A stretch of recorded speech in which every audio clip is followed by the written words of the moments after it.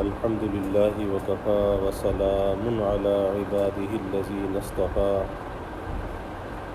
أما بعد فأعوذ بالله من الشيطان الرجيم بسم الله الرحمن الرحيم لقد من الله على المؤمنين إذ بعث فيهم رسولا من أنفسهم يتلو عليهم آياته ويزكيهم ويعلمهم الكتاب والحكمة وإن كانوا من قبل لفي ضلال مبين قال النبي صلى الله عليه وسلم لا يؤمن أحدكم حتى أكون أحب إليه من ولده ووالده والناس أجمعين أو كما قال عليه الصلاة والتسليم رب اشرح لي صدري ويسر لي أمري واحلل عقدة من لساني يفقهوا قولي سبحانك لا علم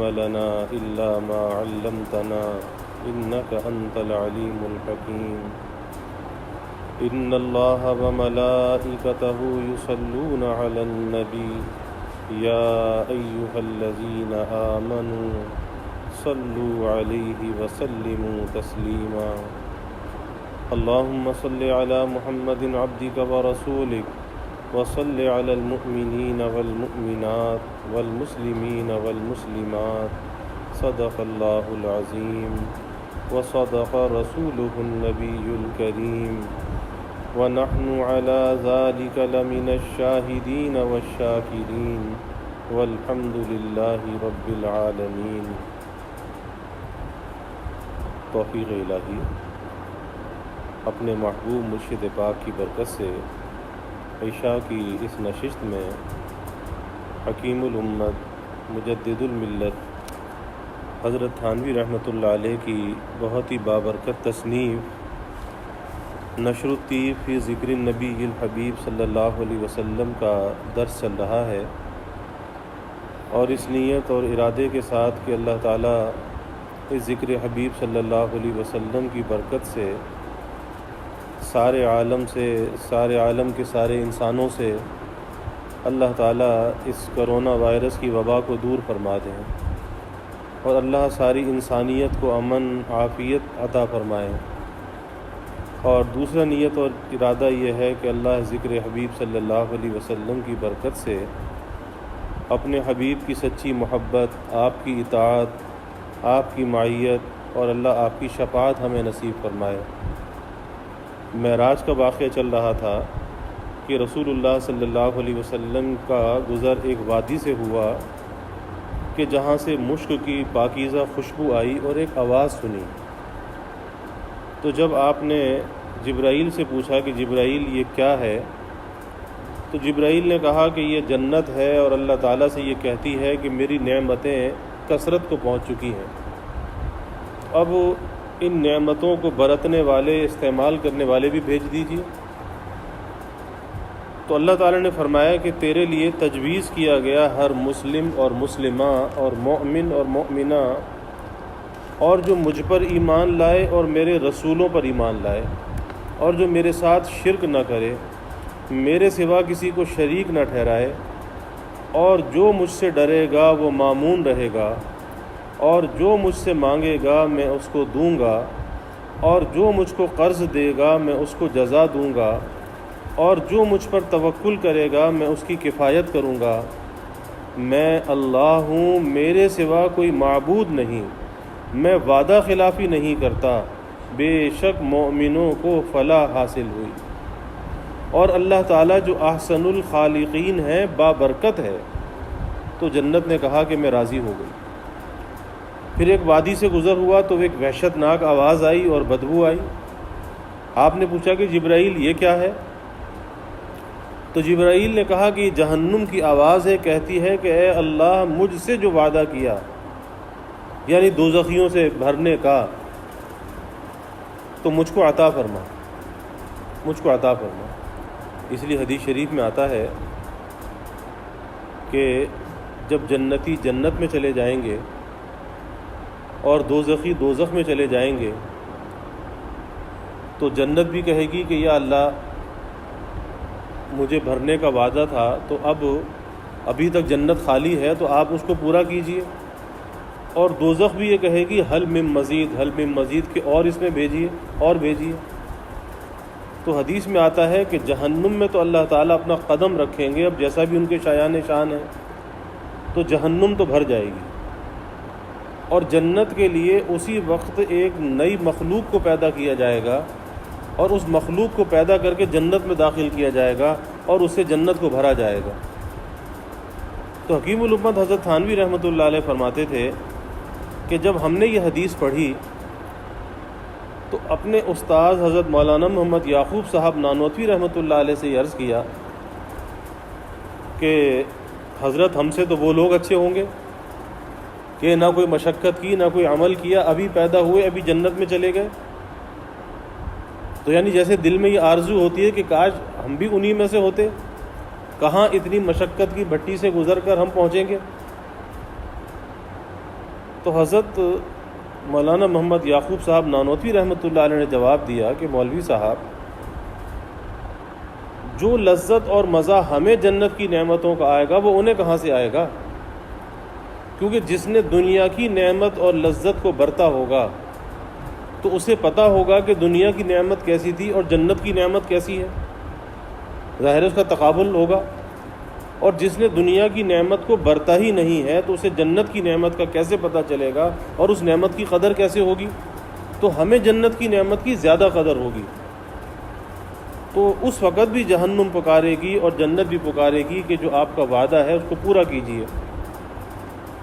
تو کہا کہ جبرائیل نے عرض کیا کہ یہ جہنم کی آواز ہے اور کہتی ہے کہ اے میرے رب، مجھ سے جو وعدہ کیا ہے یعنی دوزخیوں سے بھرنے کا، تو وہ مجھ کو عطا فرما، کیونکہ میری زنجیریں اور طوق اور شعلے اور گرم پانی اور پیپ اور عذاب بہت کثرت کو پہنچ گئے، اور میرا قعر بہت دراز اور گرمی بہت تیز ہو گئی۔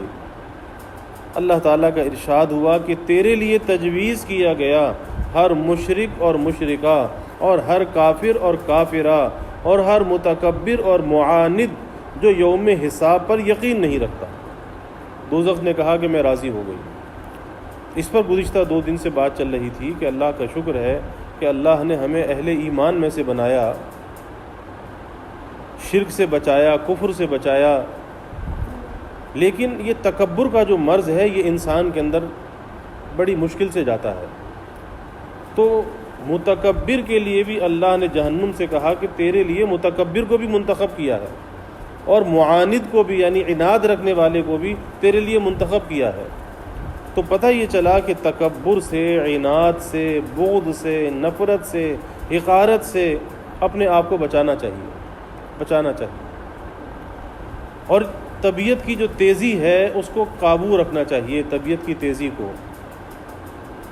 آج کیفیت یہ ہے کہ لاک ڈاؤن ہے، کاروبار بند ہیں، فیکٹریاں بند ہیں، لوگ گھروں کے اندر مقید ہیں، اور کئی شکایتیں ایسی ملی کہ اب گھر میں مرد جو مقید ہیں تو طبیعت کی تیزی جو ہے وہ قابو کے اندر نہیں ہے۔ بات پہ گھر میں جھگڑا ہے، کبھی بچوں سے جھگڑا، کبھی بیوی سے جھگڑا، طبیعت کی تیزی قابو میں نہیں ہے۔ اب یہ طبیعت کی تیزی جو قابو میں نہیں ہے، علامت کس بات کی ہے؟ تکبر اور بڑائی کی ہے، کہ تکبر ہے، بڑائی ہے، غصہ ہے طبیعت کے اندر، اور غصے کا ہونا یہ بھی ایک تکبر کا شعبہ ہے کہ بات پہ بھڑک جائے، ورنہ غصے کا گھونٹ تو پینے کے لیے ہوتا ہے، غصہ جاری کرنے کے لیے نہیں ہوتا۔ کبھی بیوی سے لڑائی، کبھی اولاد سے لڑائی، یہ طبیعت کی تیزی۔ تو اس لیے تکبر سے اپنے آپ کو بچانا چاہیے، اور تکبر کی جو ضد ہے وہ کیا ہے؟ تواضع ہے، کہ عاجزی کو اختیار کر لے، تکبر نکل جائے گا۔ ہر وہ کام کرے کہ جس سے انسان کی انا پامال ہوتی ہو، اور تکبر کو مٹانے کے لیے، عاجزی کو اختیار کرنے کے لیے کچھ نہ کچھ ایسے کام کرنے پڑتے ہیں کہ جس سے اس کی جو اندر کی ایک مصنوعی عزت نفس ہے، جو اپنے کو کچھ سمجھے بیٹھا ہے، وہ پامال ہو اور اس پہ چوٹ لگے۔ یہی وجہ ہے کہ اللہ والوں نے اپنے کو بڑا مٹایا ہے۔ حضرت مولانا رشید احمد صاحب گنگوئی رحمۃ اللہ علیہ کتنے بڑے شخص ہیں کہ اپنے زمانے کے ابو حنیفہ وقت کہلاتے تھے۔ کتنے بڑے فقیہ، محدث، صوفی، اللہ والے،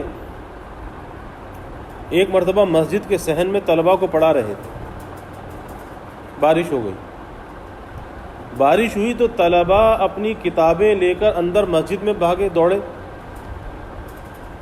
اور حضرت باہر کی طرف گئے، اور جتنے طلباء کی جوتیاں تھیں وہ جوتیاں سمیٹی، اپنے رومال میں باندھی اور ایک طرف رکھ دی۔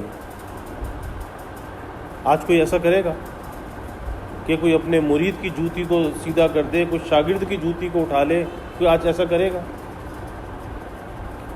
اور ایک گٹھڑی سی بنا کے ایک طرف رکھ دی اور اندر جا کے سبق پڑھانے لگے۔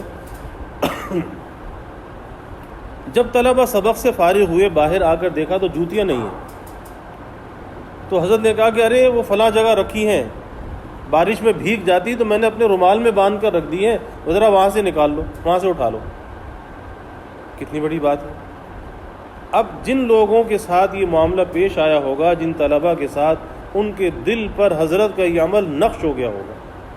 یہ ایک عملی تبلیغ ہے، خالی زبانی نہیں، عملی، کہ ان کے دلوں پر یہ چیز ایسی نقش ہوئی ہوگی کہ ساری زندگی یہ چیز اندر سے نکلی نہیں ہوگی۔ تو اس لیے میں عرض کر رہا ہوں کہ اس کی تکبر کی جو ضد ہے، عناد کی جو ضد ہے، وہ عاجزی ہے، وہ تواضع ہے، کہ آدمی عاجزی کو اختیار کر لے، تواضع کو اختیار کر لے، اس انا کو مٹائے، اور اللہ تعالیٰ عاجزی کو پسند کرتا ہے۔ اسی لیے اللہ کے حبیب صلی اللہ علیہ وسلم نے فرمایا من تواضع للہ رفعہ اللہ، کہ جو اللہ کے لیے اپنے کو مٹائے، عاجزی اختیار کرے، اللہ اسے رفعت اور بلندی عطا کرتا ہے۔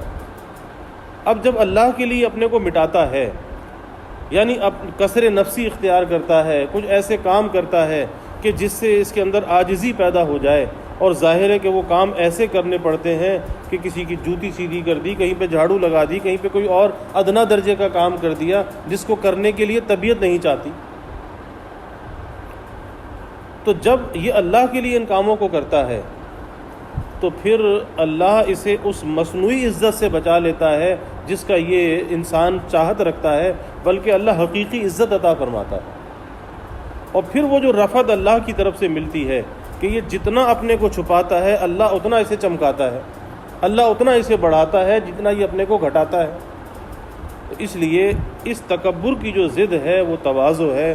تو حتی الامکان یہ کوشش کرنی چاہیے کہ بھئی تواضع کو ہم اختیار کریں، تاکہ یہ تکبر اور بڑائی نکل جائے، یہ عناد نکل جائے، یہ روز روز کے گھر کے اندر جھگڑے فساد، بیوی کے ساتھ تشدد اور اولاد کے ساتھ تشدد، یہ چیزیں ہماری زندگی سے نکل جائیں، عاجزی آ جائے، نرمی آ جائے، اور اللہ کو نرمی اور عاجزی پسند ہے۔ اسی لیے حدیث شریف میں آتا ہے کہ اللہ تعالیٰ نرمی پر جو کچھ عطا کرتا ہے، نرمی پر، نرم برتاؤ پر، نرم کلام پر جو کچھ عطا کرتا ہے وہ کسی اور چیز پر وہ عطا نہیں کرتا جو نرمی پر اللہ عطا کرتا ہے۔ تو جہنم نے کہا کہ میں راضی ہو گئی۔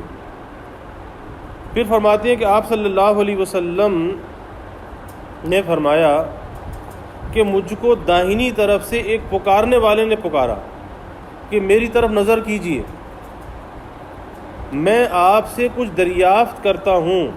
میں نے اس کی بات کا جواب نہیں دیا۔ پھر ایک اور نے مجھے بائیں طرف سے اسی طرح پکارا، میں نے اس کو بھی جواب نہیں دیا۔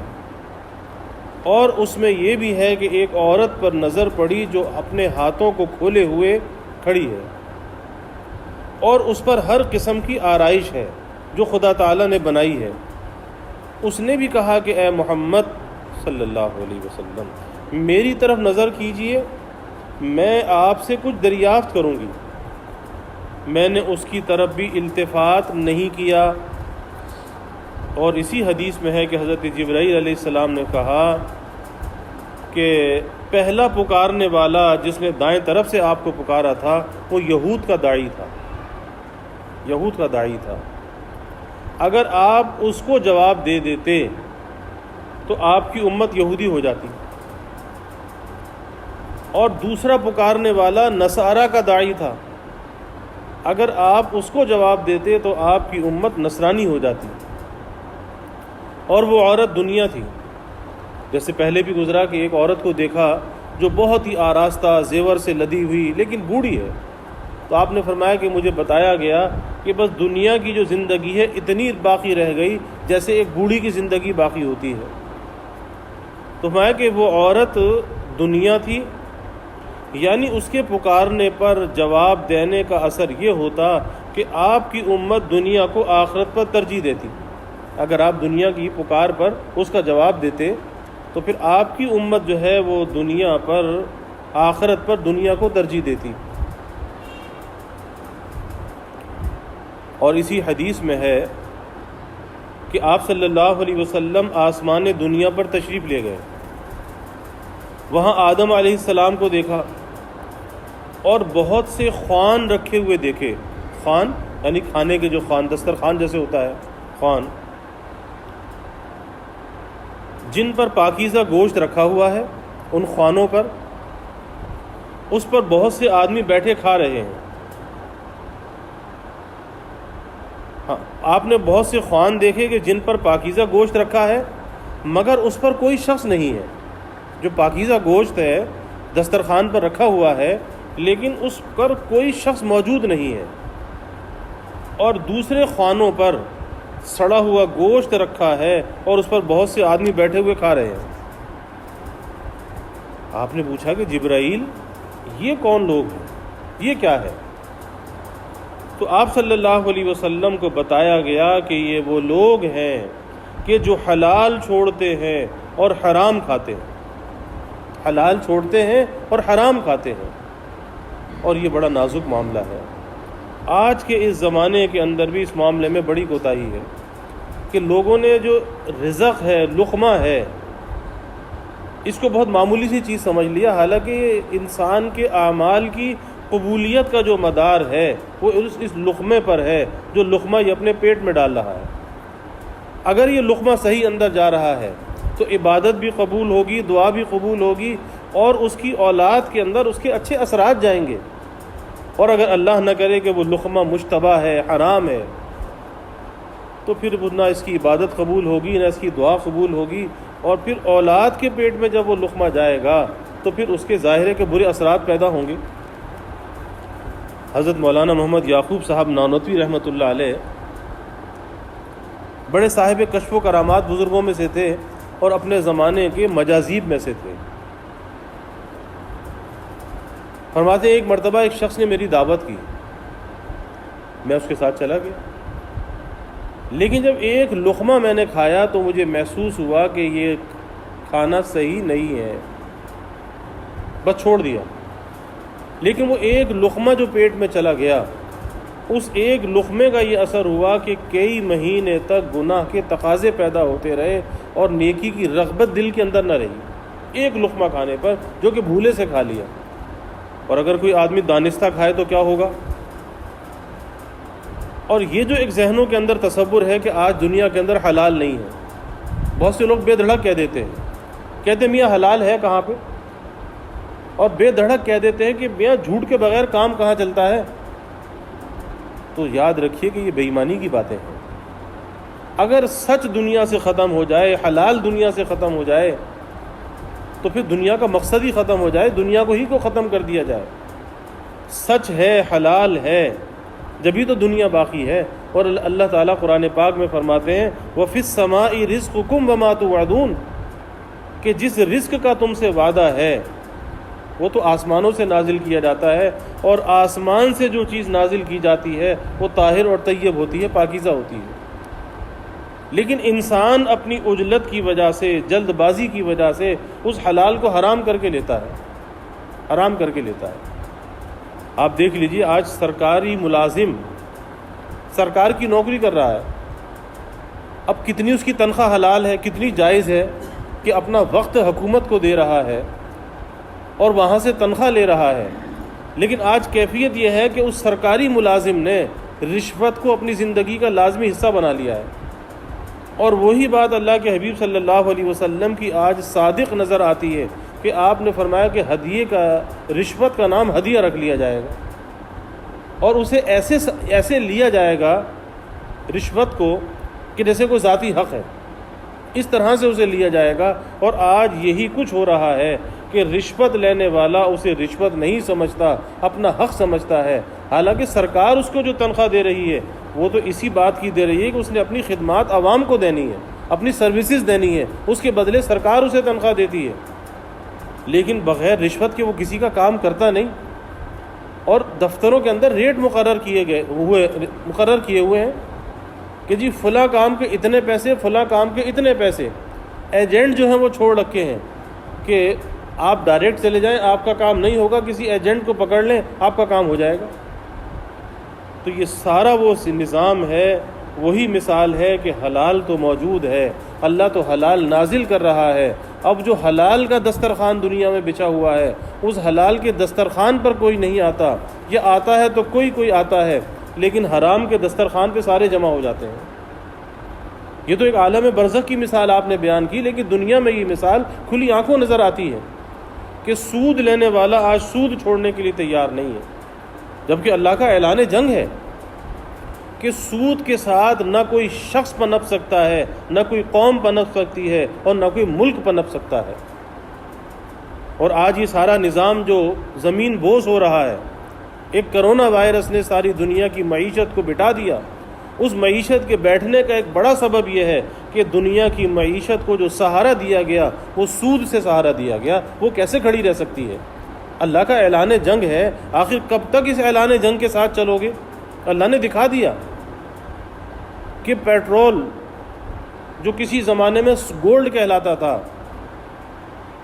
اور ڈالر جو کبھی پیٹرو ڈالر کہلاتا تھا، آج سب کی حالت جو ہے وہ پتلی ہے کہ پیٹرول لینے کے لیے آج وہ کہتے ہیں کہ بھائی ہم سے پیسے لے لو، پیٹرول بھی لے لو، بجائے اس کے کہ آپ ہمیں پیسے دو۔ آج امریکہ جیسے ملک میں کہتے ہیں جی ایک بیرل پیٹرول لے لو، اتنے ڈالر بھی ہم سے لے لو۔ یعنی منفی معیشت چلی گئی، منفی اس کی سیل چلی گئی۔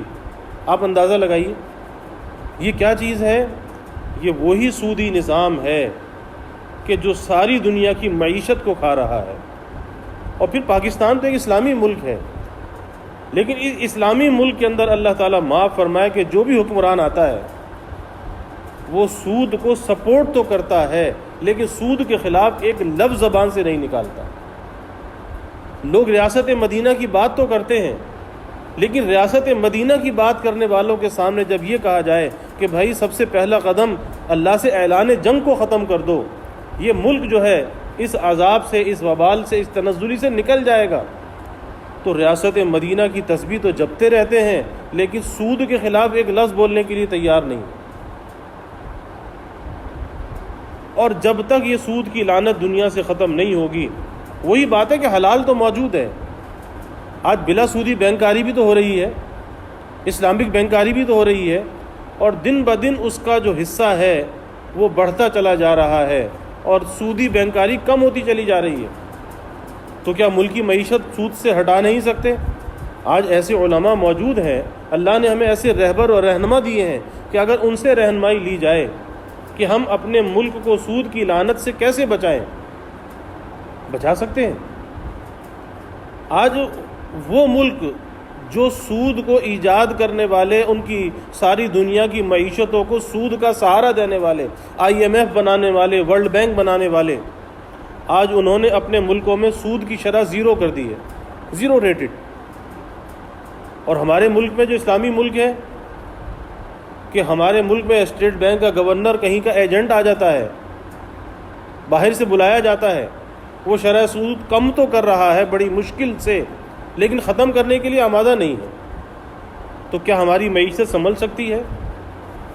پھر وہی بات آتی ہے کہ آپ صلی اللہ علیہ وسلم نے جو دیکھا کہ ایک حلال کا دسترخوان ہے، طاہر طیب گوشت موجود ہے، لیکن لوگ اس کے پاس موجود نہیں ہیں، اور جہاں سڑا ہوا گوشت ہے، حرام ہے، اسے بیٹھ کر کھا رہے ہیں۔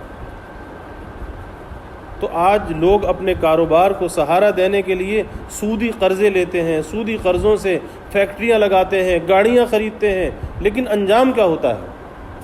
انجام یہ ہوتا ہے کہ ایک دم سے وہ عمارت زمین بوس ہو جاتی ہے، جو بظاہر بہت پھیلتا اور پھولتا نظر آتا ہے، لیکن ایک وقت ایسا آتا ہے کہ سارا نظام ایسا کولیپس ہو جاتا ہے، زمین بوس ہو جاتا ہے کہ لوگ کہتے ہیں ابھی تو یہ شخص بڑا مالدار تھا، پھر اسے کیا ہو گیا؟ تو سود اسے کھا گیا۔ کیونکہ اللہ تعالیٰ کا اعلان جنگ ہے، اور جس کے ساتھ اللہ کا اعلان جنگ ہو پھر وہ شخص دنیا کے اندر پنپ نہیں سکتا۔ اس لیے اس سود کی لعنت سے اپنی قوم کو بچانا چاہیے۔ اللہ ہمارے حکمرانوں کو یہ عقل دے، اور یہ اللہ ہمیں ایسے نیک حکمران عطا کر دے کہ جو ہمارے ملک کو اس سود کی لعنت سے بچائیں۔ آپ دیکھیں کہ ایک زمانے میں جب شرعی عدالت نے فیصلہ کیا اور اس کی ایک تاریخ مقرر کر دی، تو پھر یہی حکومت تھی، یہی سرکار تھی، چاہے کسی کی بھی تھی، لیکن وہ حکومت اس سود کے خلاف اپیل لے کر سپریم کورٹ میں چلی گئی اور وہاں پر اسٹے آرڈر ہو گیا، اور آج تک وہ اسٹے آرڈر برقرار ہے۔ تو کیا ایسے لوگوں پر اللہ کا عذاب نہیں آئے گا؟ ایسے لوگ اللہ کی پکڑ میں نہیں آئیں گے؟ کہ اللہ جس چیز کو حرام قرار دیتا ہے، کہ اللہ نے تجارت کو حلال کیا، وَأَحَلَّ اللَّهُ الْبَيْعَ وَحَرَّمَ الرِّبَا، اللہ نے تجارت کو، خرید و فروخت کو حلال کیا ہے اور سود کو حرام کیا ہے، تو اللہ کی اعلان جنگ ہے۔ تو ایسے لوگ اللہ کے عذاب کو دعوت دینے والے ہیں، اور ایسے لوگ کبھی ملک اور ملت کے مخلص نہیں ہو سکتے، بلکہ یہ دشمن ہوتے ہیں کہ جو ہمارے ملک اور ملت کی جڑوں کو کھوکھلا کرتے ہیں ایسی سودی نظام کو سپورٹ کر کے۔ تو بات اس پر یہ آئی کہ اللہ کے حبیب صلی اللہ علیہ وسلم نے جب یہ دیکھا کہ ایک دسترخوان پر پاکیزہ گوشت موجود ہے، لیکن اس پاکیزہ کو کھانے والا کوئی نہیں ہے۔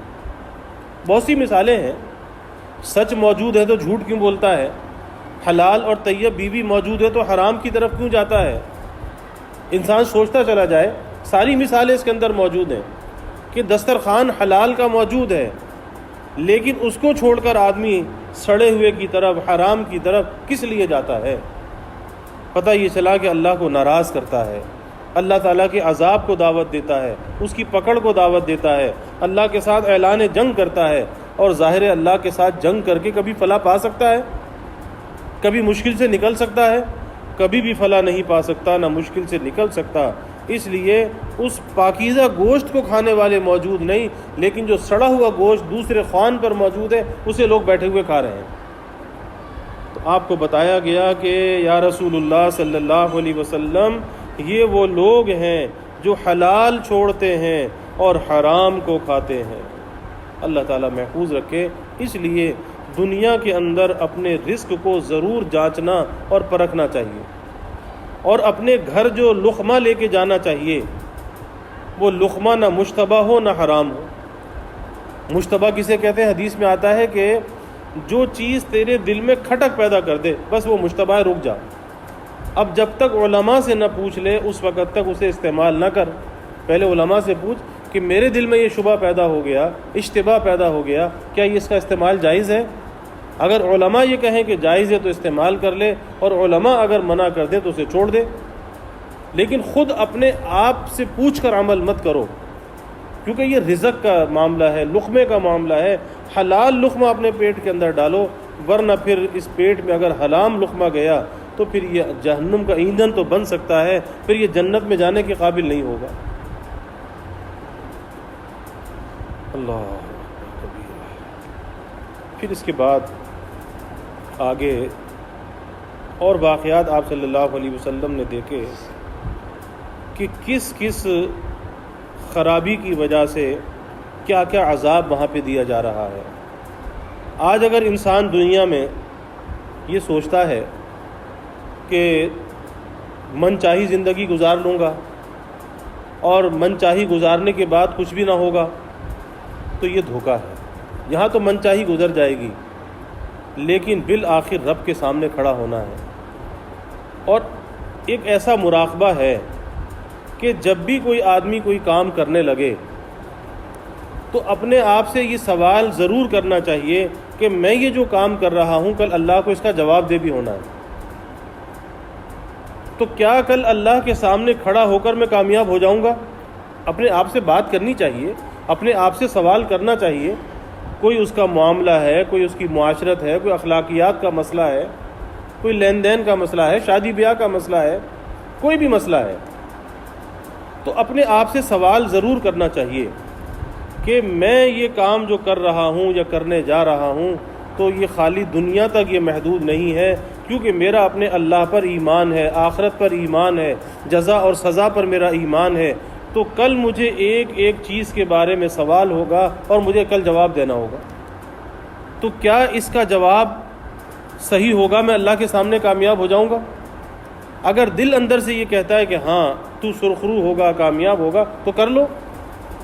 اور اگر دل اندر سے یہ کہے، کھٹک پیدا ہو جائے کہ کامیاب نہیں ہو سکتا، کل اللہ کو کیا جواب دے گا، تو پھر چاہے دنیا کا کتنا ہی بڑا نفع کیوں نہ ہو، پھر اس کام کے قریب نہیں جانا چاہیے، بلکہ ایسی چیزوں سے دور بھاگنا چاہیے.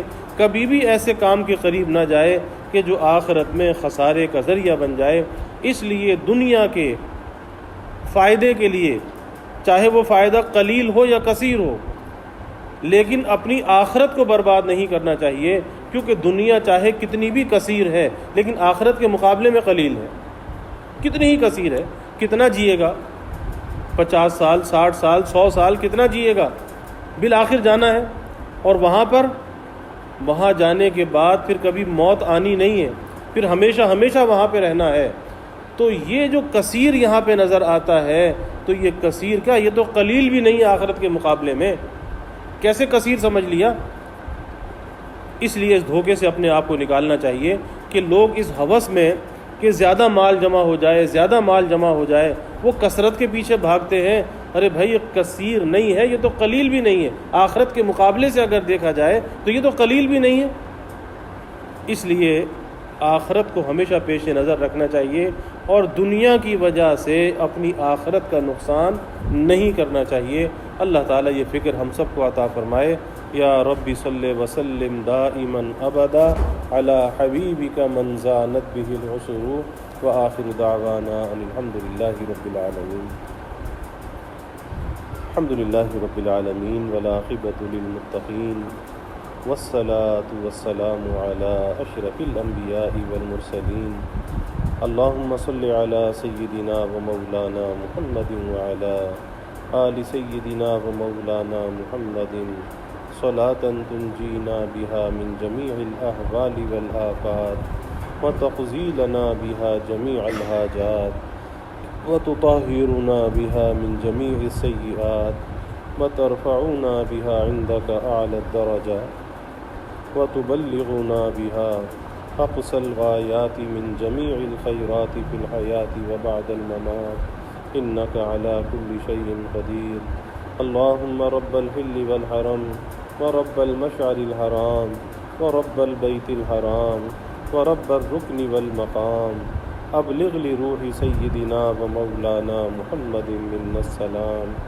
ربنا آتنا في الدنيا حسنة وفي الآخرة حسنة وقنا عذاب النار. ربنا أتمم لنا نورنا واغفر لنا إنك على كل شيء قدير.